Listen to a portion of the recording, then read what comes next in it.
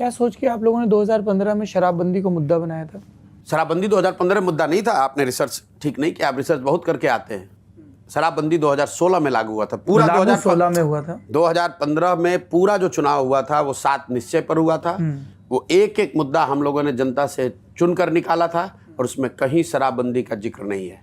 मैं बिल्कुल शराबबंदी के सिरे से इसके विरोध में हूँ। तब भी विरोध में थे? तब भी विरोध में थे। क्यों? जब इन्होंने लागू किया तब तो मैं यहाँ था नहीं, लेकिन मेरे रहते हुए शराबबंदी की बात हो ही नहीं सकती है।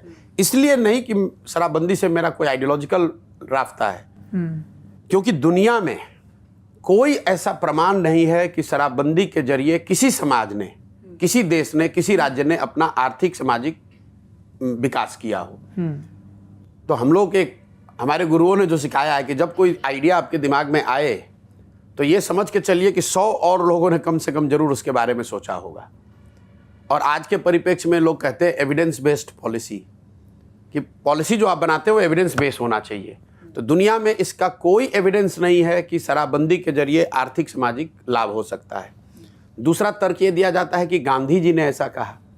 मैं 2 साल से कह रहा हूँ कि मुझे भाई गांधी जी का लिखा हुआ वो पंक्ति या बोला हुआ वाक्य दिखा दो जिसमें गांधी जी ने ये कहा है कि राज्यों को कानून बनाकर शराबबंदी लागू करना चाहिए। गांधी जी ने शराबबंदी की बात सामाजिक नैतिक काम के तौर पर बताया कि समाज को प्रयास करना चाहिए, शराब लोगों को नहीं पीना चाहिए। उन्होंने ये नहीं कहा कि आप कानून बना दीजिए। ये तो ऐसे हो गया कि गांधी जी चाहते थे या वेजिटेरियन होने के पक्ष में थे, और आज कोई सरकार आकर ये कह दे कि जो वेजिटेरियन नहीं रहेगा उसको जेल में डाल दिया जाएगा और फिर उसको गांधी के नाम पर बेचोगे। तो ना इसका कोई आज के परिप्रेक्ष्य में कोई आधार है, कोई एविडेंस नहीं है। दूसरा, गांधी ने इसके बारे में, इसके पक्ष में बात कही नहीं है।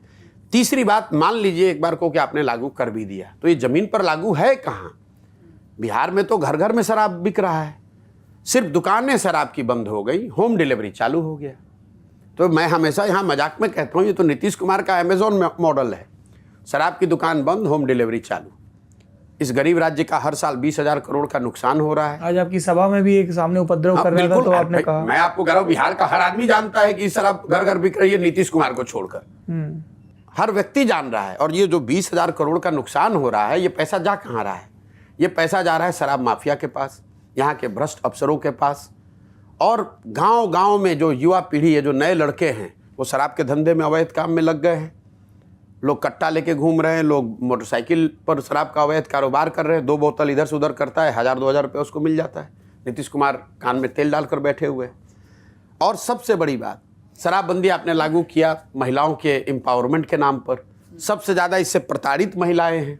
जिन महिलाओं के घर के लोग पकड़ लिए जाते हैं, मैं आपको एक आंकड़ा दे रहा हूँ, जब से 2016 से शराबबंदी लागू की गई है, करीब करीब 6,37,000 केसेज हुए हैं शराबबंदी कानून के अंतर्गत। 6.5 लाख केसेज में करीब 1,10,000 लोग आज भी या तो जेल में हैं या कोर्ट में केस फेस कर रहे हैं। और उसमें करीब करीब 70% लोग गरीब और पिछड़े वंचित वर्ग के लोग हैं। पैसे वाला तो कोई पकड़ा नहीं रहा है। जो गरीब आदमी है पकड़ लिया गया, तो जब तक वो जेल में है तो उसके घर की महिला बेचारी दौड़ रही है थाने में। जब केस हो गया तो अपना जो कुछ भी उसके घर में बचा खुचा है वो भी बेच उच के वकील के यहाँ वो पैसा दे रही है। तो आप दुनिया में इसका कोई प्रमाण नहीं, इससे भलाई का। गांधी की बात आप गलत कोट कर रहे हैं। प्रशासनिक तौर पर आप इसको ज़मीन पर लागू कर नहीं पा रहे हैं और समाज का बड़ा वर्ग इससे प्रभावित हो रहा है। फिर भी आपका जिद है, अहंकार है कि नहीं ऐसे ही लागू रहेगा, इसीलिए इसका विरोध कर रहे हैं।